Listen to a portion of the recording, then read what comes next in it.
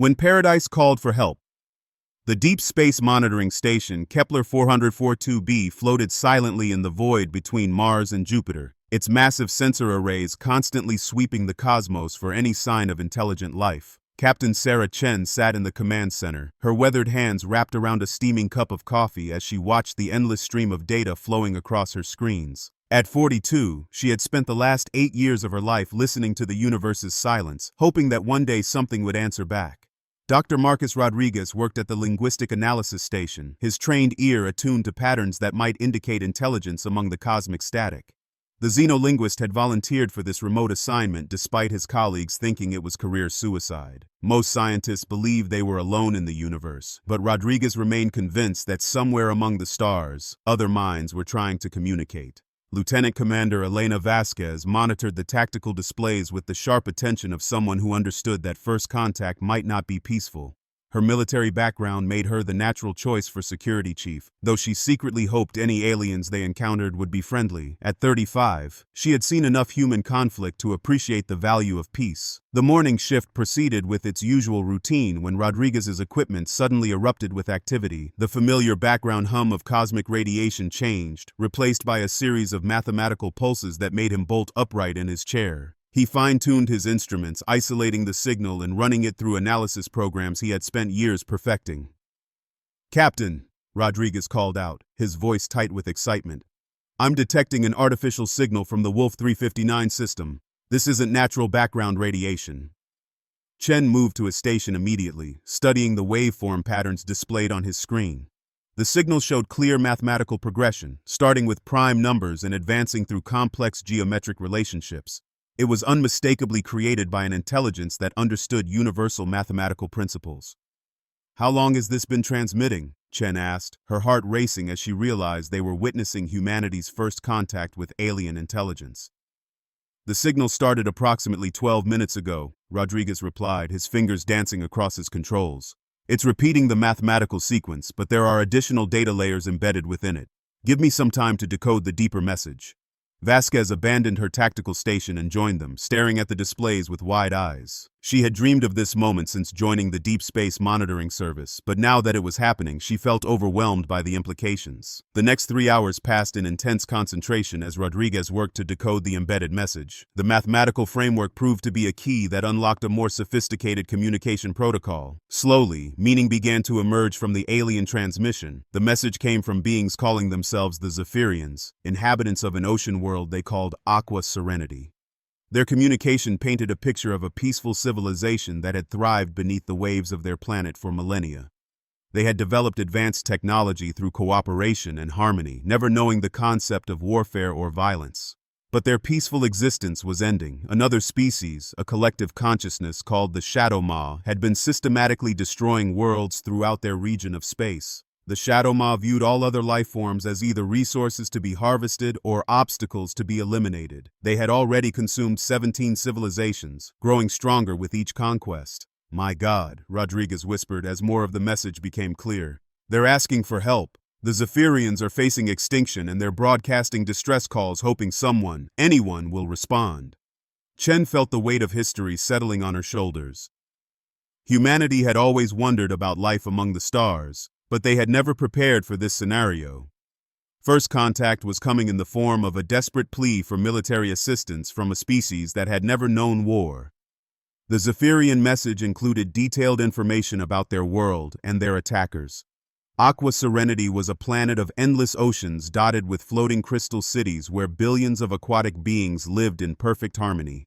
They had developed technology that worked with nature rather than against it, creating a paradise that had lasted for thousands of years.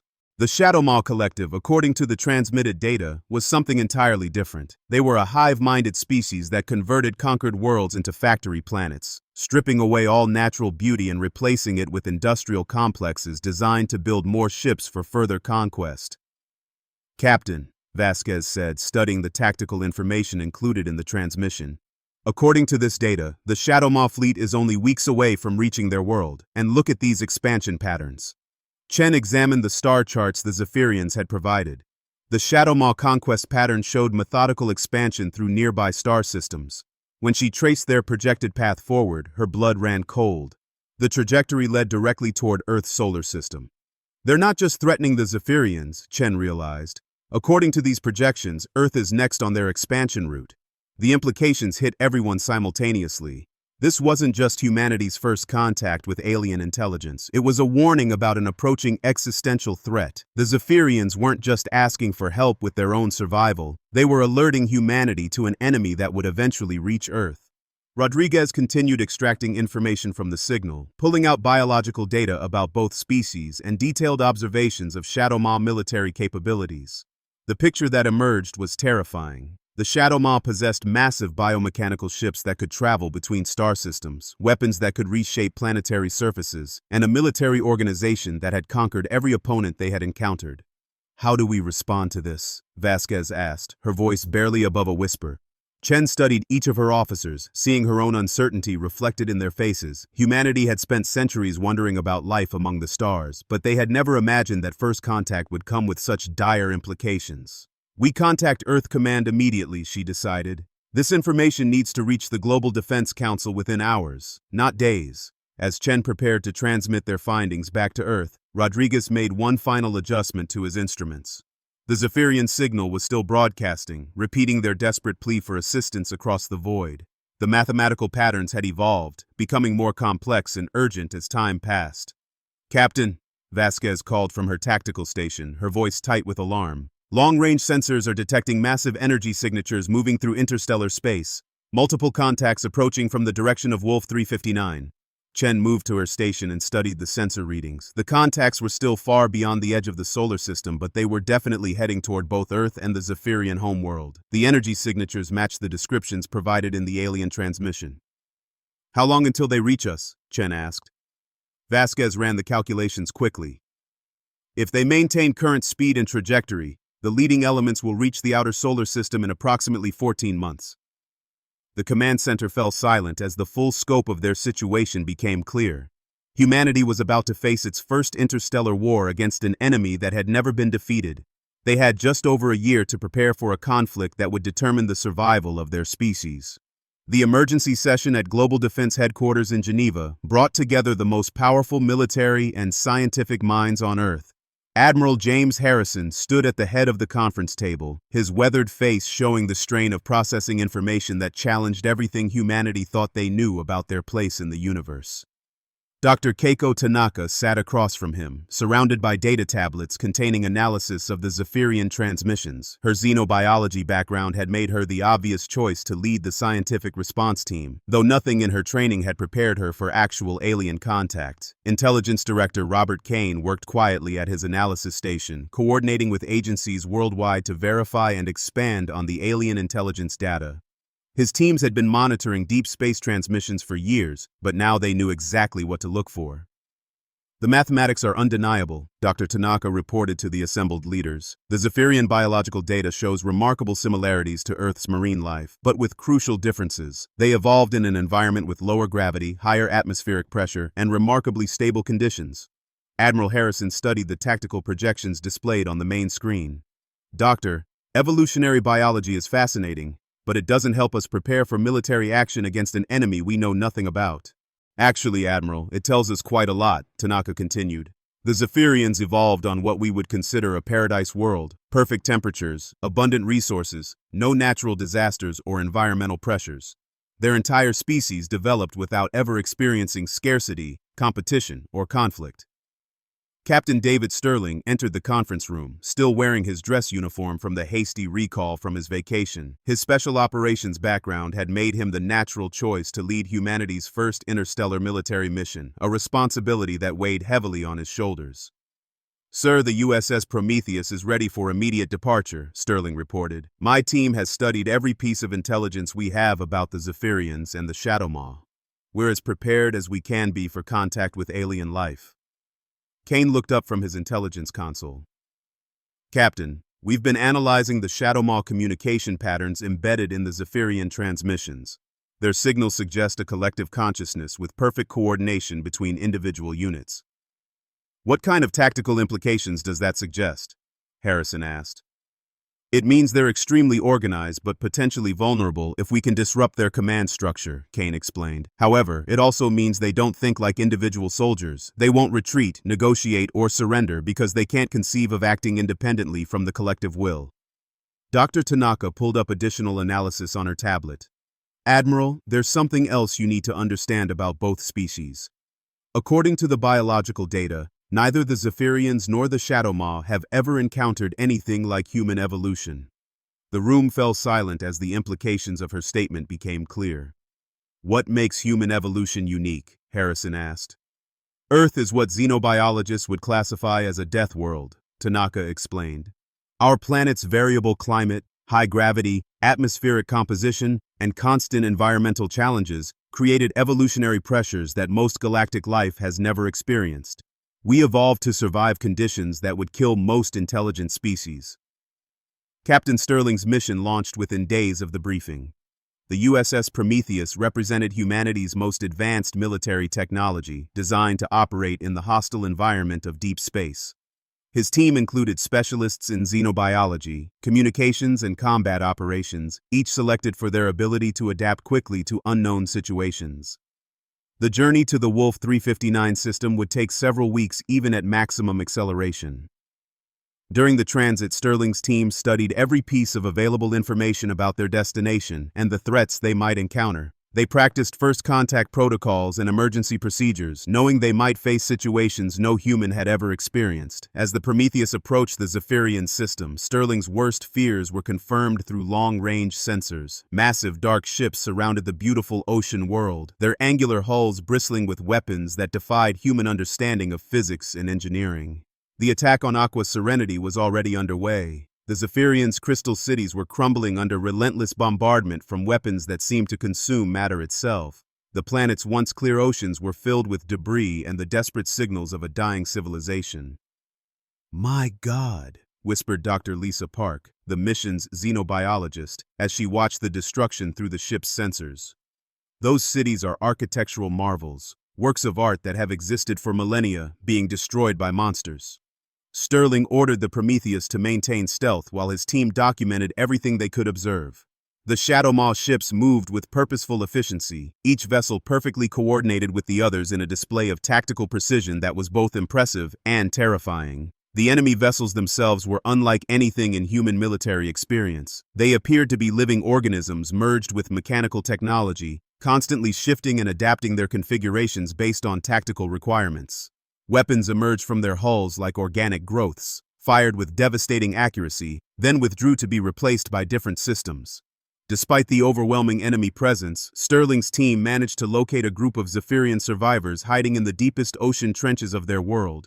The rescue operation required precise timing and exceptional skill as they had to extract the aliens while avoiding detection by the Shadow Maw fleet. The first face-to-face contact between humans and aliens happened in the cargo bay of the Prometheus.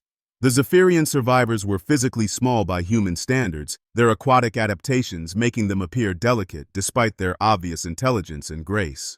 Wave singer Coral was among the survivors, her role as a harmony coordinator making her invaluable for communication. Through hastily assembled translation devices, she became humanity's first alien contact.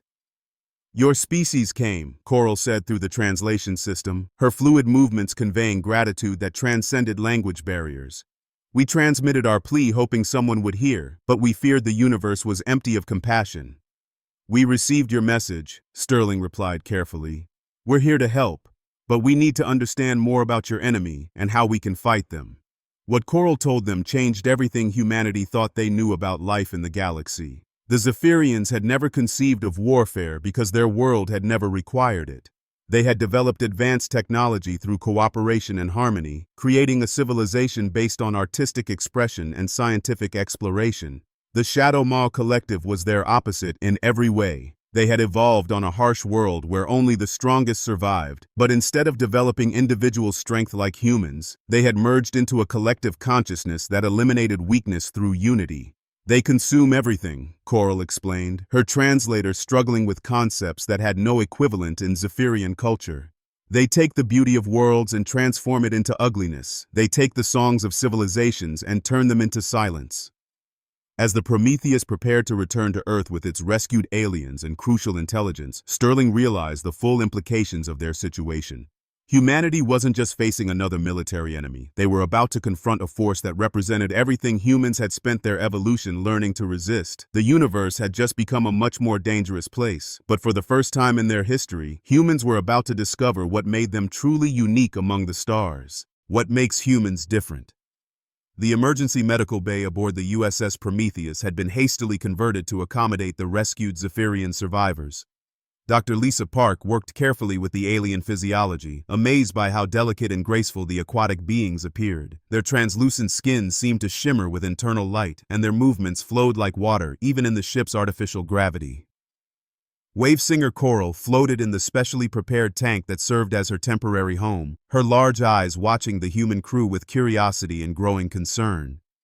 Through the translation devices, she had been trying to explain Zephyrian culture to Captain Sterling and his team, but the concepts seemed to cause confusion among the humans. "Your species speaks of weapons and tactics," Coral said, her melodic voice carrying through the water and into the translation system. "But we do not understand these concepts. On Aqua Serenity, we have harmony coordinators and resource shapers, but nothing that matches your military terminology." Sterling frowned as he tried to process this information.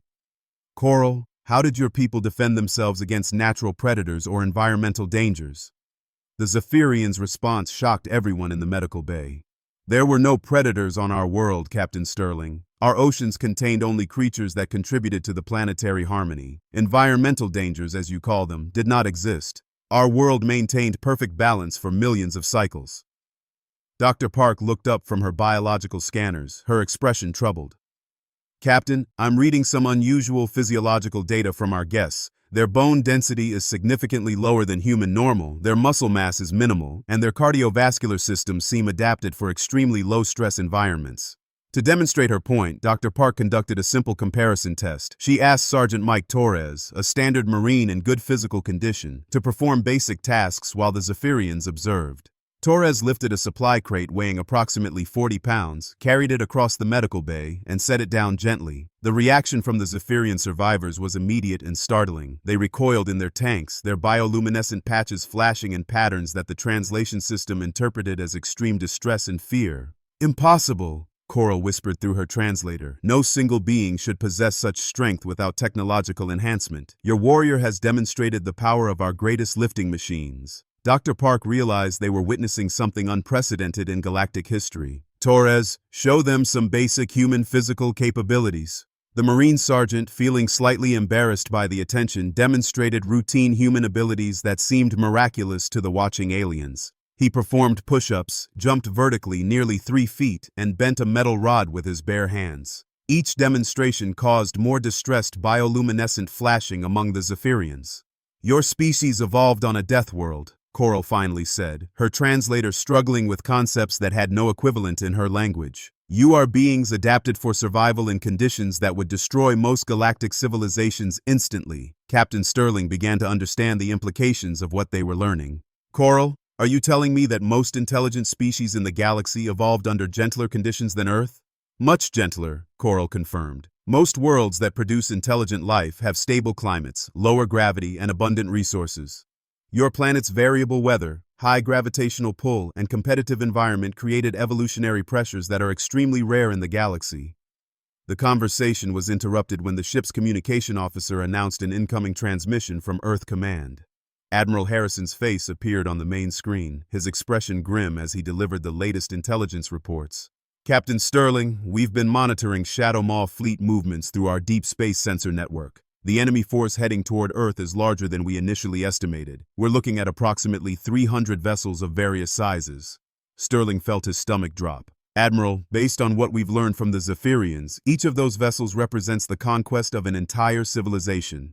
We're facing an enemy with resources beyond anything humanity has ever encountered." "There's more, Captain," Harrison continued. "Our scientists have been analyzing the biological data from your rescued aliens. Dr. Tanaka has some insights that might explain why the Shadow Maw has been so successful in their conquests." Dr. Tanaka's face replaced the Admiral's on the screen. "Captain, we've discovered that the Zephyrians represent the standard model for intelligent life in this galaxy. They evolved on what we're now calling garden worlds with perfect conditions for peaceful development. Earth, by contrast, is what xenobiologists classify as a death world. The implications of this revelation began to dawn on Sterling and his crew. If most galactic civilizations had evolved under gentle conditions similar to the Zephyrians, then the Shadowmaw Collective had been conquering species that were fundamentally unprepared for warfare. "Doctor," Sterling said, "what specific advantages does human evolution give us against an enemy like the Shadowmaw?" "Physical resilience, for one," Tanaka explained. "Humans can function effectively despite injuries that would incapacitate most galactic species. Our bone density and muscle mass are adapted for Earth's high gravity. Our cardiovascular and respiratory systems can operate efficiently in low-oxygen environments that would suffocate other beings." Sergeant Torres had been listening to the conversation with growing understanding. "Ma'am, are you saying that what we consider normal human capabilities are actually superhuman by galactic standards?" "Exactly, Sergeant. But it's not just physical capabilities. Human psychology has also been shaped by Earth's challenging environment.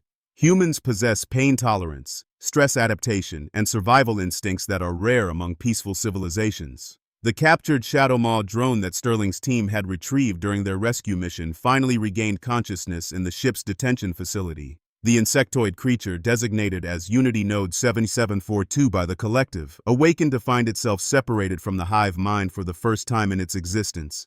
The drone's compound eyes fixed on Captain Sterling with what appeared to be genuine confusion rather than hostility.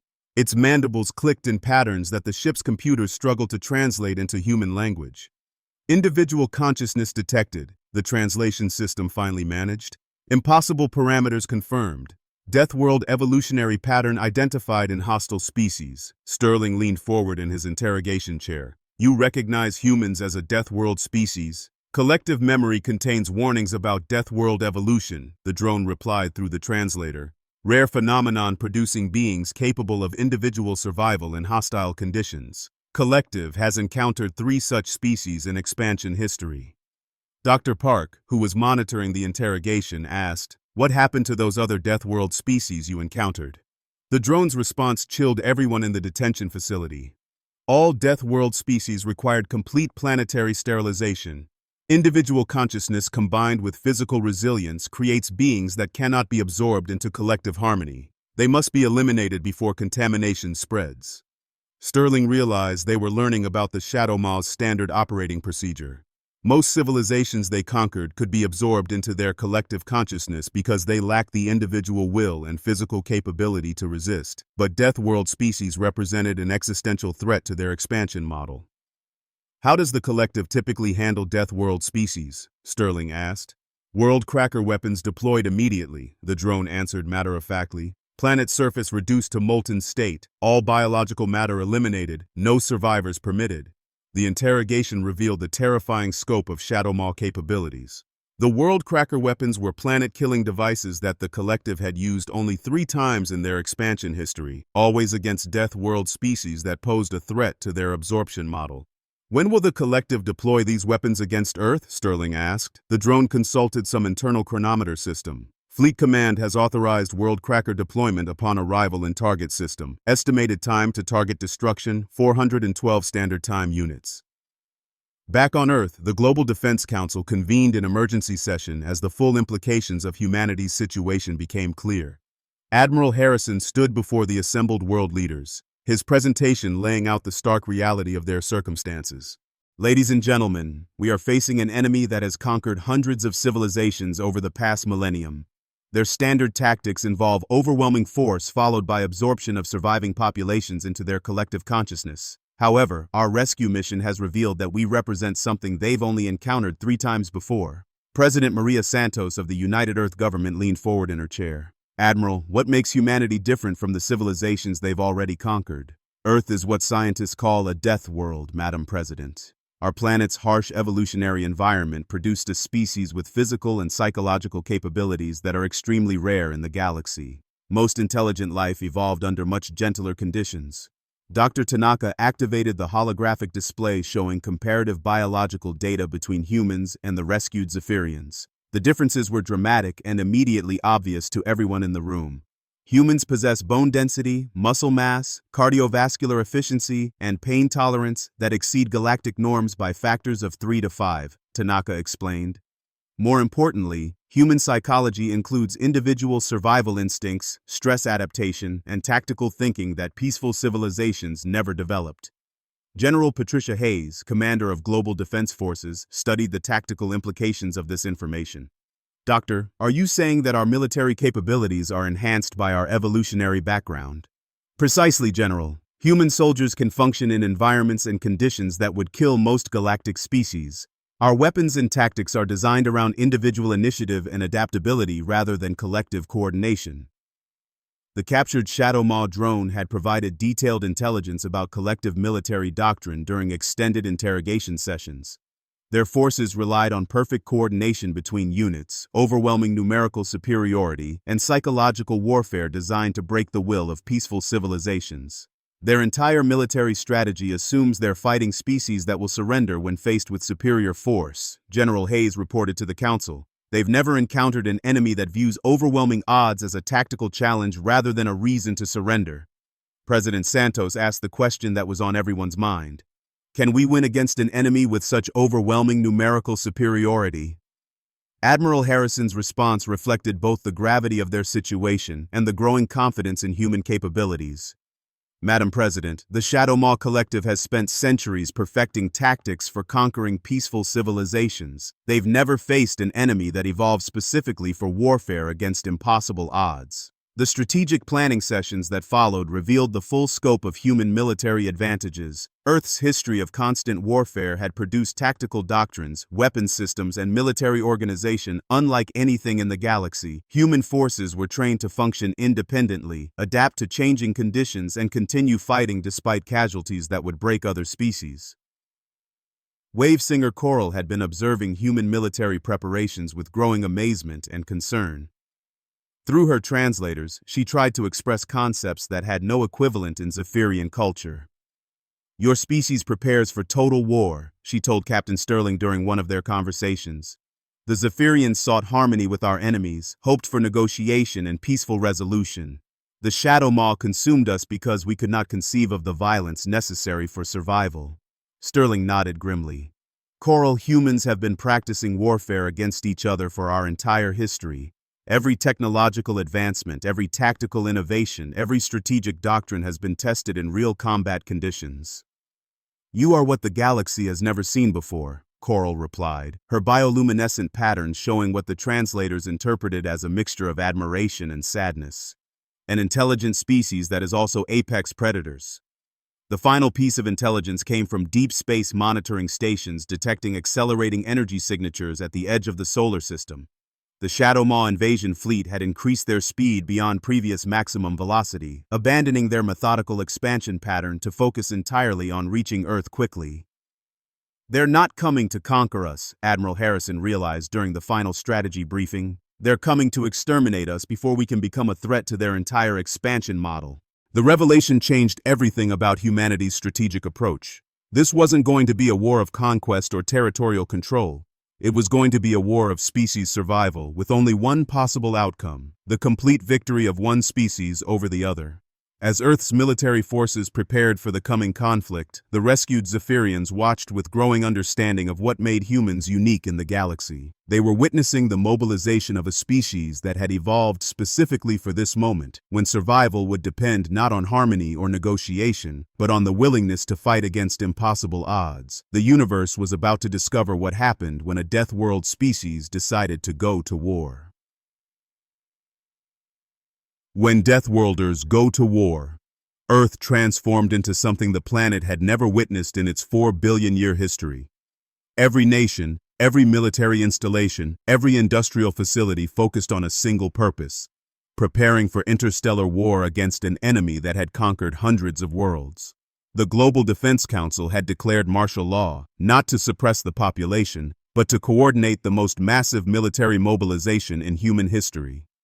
Colonel Rebecca Shaw stood in what had once been the Colorado Advanced Training Center, now converted into humanity's first interstellar combat academy. The high altitude and harsh mountain environment provided perfect conditions for pushing human soldiers beyond their previous limits, preparing them for warfare in conditions that would kill most galactic species. Today we learn what it means to fight in hard vacuum, Shaw announced to the assembled recruits. The Shadow Maw expect us to die when our ships are breached. Instead, we're going to use vacuum exposure as a tactical advantage. The training regimen would have been considered impossible by previous military standards, but these soldiers were preparing for combat unlike anything in human history. They learned to function in extreme temperatures, toxic atmospheres, and crushing gravitational fields that would eliminate most galactic civilizations instantly. Private Danny Rodriguez struggled through the vacuum survival exercise, his body adapting to conditions that violated every biological instinct for survival. The training chamber simulated the interior of a damaged warship with multiple hull breaches, system failures, and environmental hazards that created a nightmare of fire, ice, and poisonous gas. 45 seconds to complete the objective, Shaw's voice crackled through Rodriguez's damaged helmet communicator. The Shadow Maw believe no organic being can function effectively in these conditions. Rodriguez forced himself to move through the obstacle course, using techniques that took advantage of human physiology in ways that other species couldn't comprehend. His cardiovascular system compensated for low oxygen levels while his musculature operated efficiently despite the hostile environment. Dr. William Chen worked in his advanced weapons laboratory, surrounded by prototypes that combined human military innovation with technology reverse-engineered from captured Shadow Maw equipment. The fusion of human tactical thinking with alien energy manipulation was producing weapons that neither species could have developed alone. The key insight, Chen explained to his engineering team, is that Shadow Maw bio-armor is designed to deflect energy weapons operating within specific frequency ranges, but human kinetic weapons can penetrate their defenses because they've never encountered projectile technology. The new Reaper-class fighters incorporated this hybrid approach to warfare. They carried human-designed railguns alongside reverse-engineered Shadow Maw energy shields, creating vessels that could outfight anything in the enemy fleet through sheer versatility and unpredictability. Pilot Major Lucy Grant ran her hands over the controls of the prototype Reaper, familiarizing herself with systems that would have been incomprehensible just months earlier. The fighter's design reflected human understanding of three-dimensional combat merged with alien defensive technology. The ship responds differently than anything we've flown before, Grant reported to her squadron. The energy shielding allows us to ignore most incoming fire while our railguns can penetrate their armor at close range.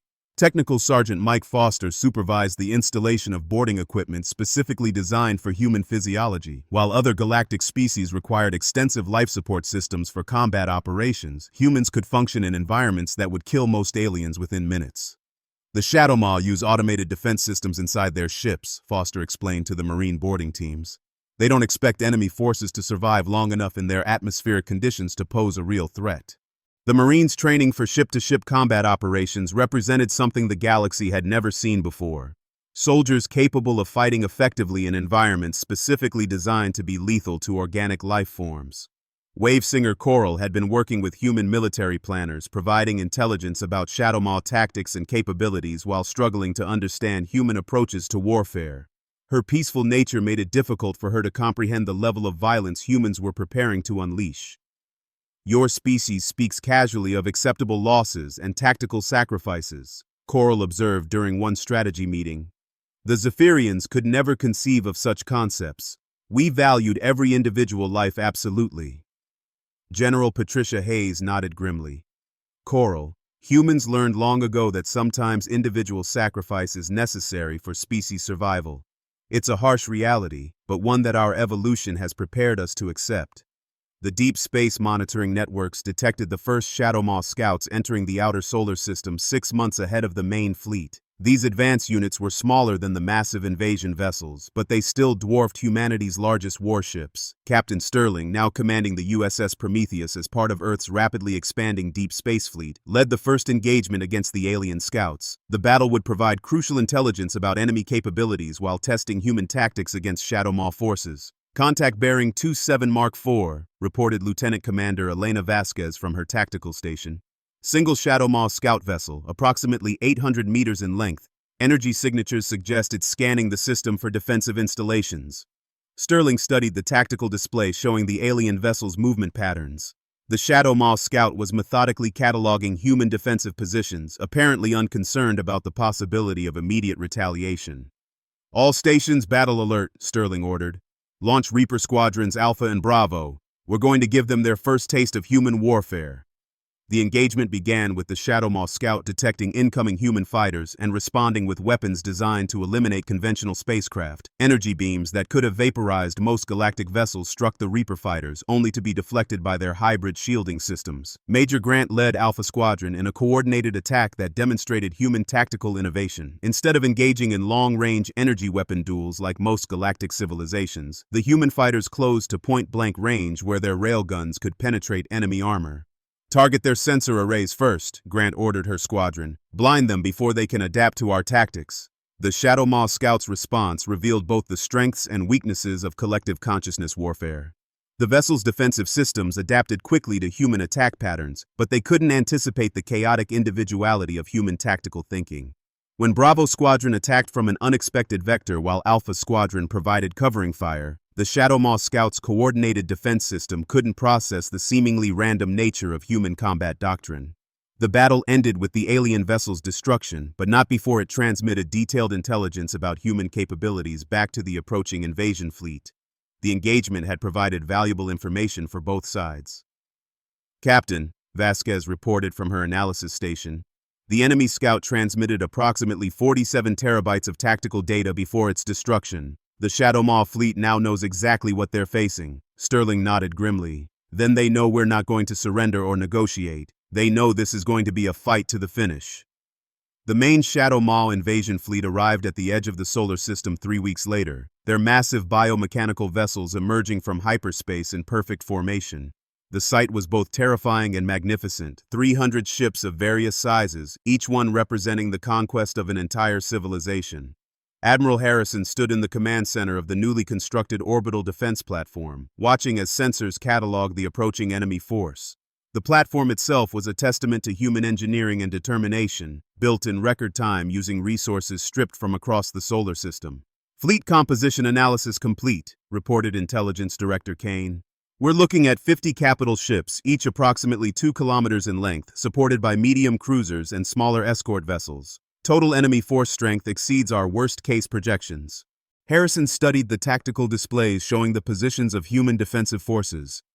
Earth's fleet looked pitifully small compared to the approaching Shadow Maw armada, but every human vessel had been designed specifically for this battle. "All stations implement Operation Deathworld," Harrison ordered. "Show them what happens when you threaten a species that evolved for warfare."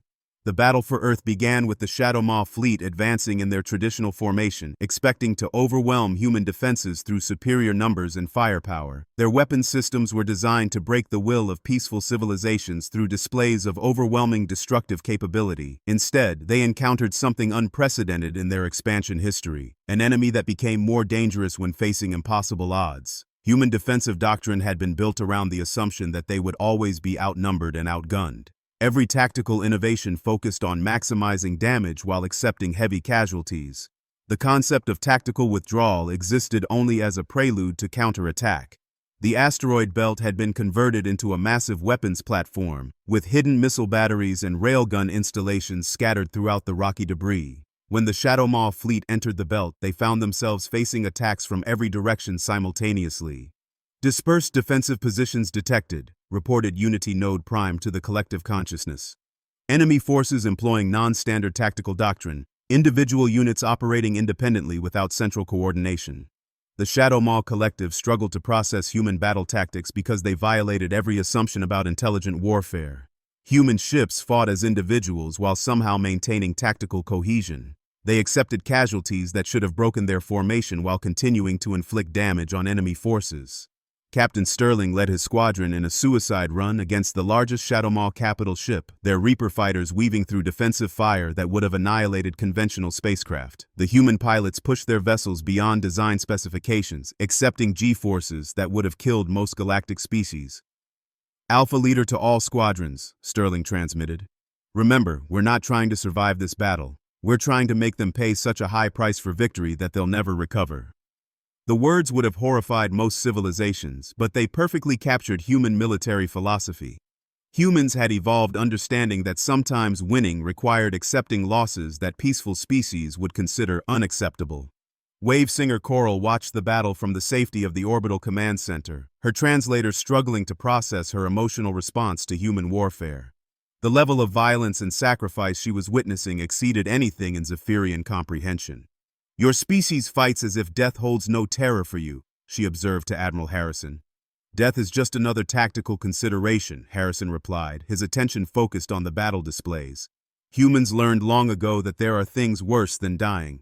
The turning point came when human boarding parties began assaulting damaged Shadow Maw vessels. The collective had never faced enemies capable of surviving inside their ship's hostile environments, much less fighting effectively in conditions designed to kill organic life forms. Sergeant Mike Torres led his Marine squad through the corridors of a Shadow Maw cruiser, their environmental suits allowing them to function in an atmosphere that was toxic to most carbon-based life. The ship's internal defenses had been designed to repel species that required life support, not soldiers who could fight in hard vacuum. "Movement ahead," Torres reported to his squad. "Shadow Maw drones converging on our position." The firefight that followed demonstrated the fundamental difference between collective consciousness and individual human initiative. The Shadow Maw drones coordinated perfectly, but couldn't adapt to the chaotic unpredictability of human combat tactics. Human forces throughout the solar system were achieving similar breakthroughs. Every engagement revealed new advantages that Deathworld evolution had given them over species that had never faced existential challenges. The final phase of the battle came when Admiral Harrison ordered the activation of humanity's most desperate weapon, the solar detonation device that would turn Earth's sun into a temporary supernova, destroying everything in the solar system while creating a shockwave that would cripple the Shadow Maw fleet. "All human forces, this is command," Harrison transmitted on all frequencies. "Solar detonation in 60 seconds. Any vessel that can achieve escape velocity, do so now." The Shadow Maw collective finally understood what they were facing. Unity Node Prime transmitted its last message to the greater collective before the solar explosion vaporized the invasion fleet. Deathworld species confirmed. Individual consciousness combined with species survival instinct creates beings willing to destroy themselves to prevent conquest. Recommend immediate withdrawal from all Deathworld systems. But the solar detonation never came. Human forces had achieved something unprecedented in Shadow Maw expansion history. They had inflicted such massive casualties on the invasion fleet that the collective's remaining forces were retreating rather than accepting further losses. "Admiral," reported Captain Sterling from his damaged fighter, "enemy fleet is withdrawing to hyperspace jump points. We've done the impossible. We've made them afraid." The aftermath of the battle revealed the full scope of human victory. The Shadow Maw collective had lost over 60% of their invasion force, including most of their capital ships and command nodes. The collective consciousness that had conquered hundreds of worlds had been broken by a species they had intended to exterminate. Wave Singer Coral's final transmission to the surviving Zephyrian colonies carried a message that would reshape galactic civilization. "We have found the species that can stand against the darkness. The humans of Earth have proven that peaceful civilizations need not surrender to those who would consume them." Within months, delegations from dozens of surviving civilizations arrived at Earth, seeking alliance with the species that had achieved the impossible. Humanity found itself transformed from an isolated Deathworld species into the galaxy's protector against collective consciousness expansion. The universe had learned what happened when Deathworlders decided to go to total war. The galaxy would never be the same again, and for the first time in centuries, peaceful civilizations could look to the stars with hope instead of fear. Admiral Harrison stood in the rebuilt command center, watching as human ships escorted refugee fleets to safety across the galaxy. Humanity had found its purpose among the stars, not as conquerors, but as guardians for species that had never learned to fight for their survival. The Deathworld had become the galaxy's shield against the darkness, and the universe was finally safe for those who chose harmony over conquest.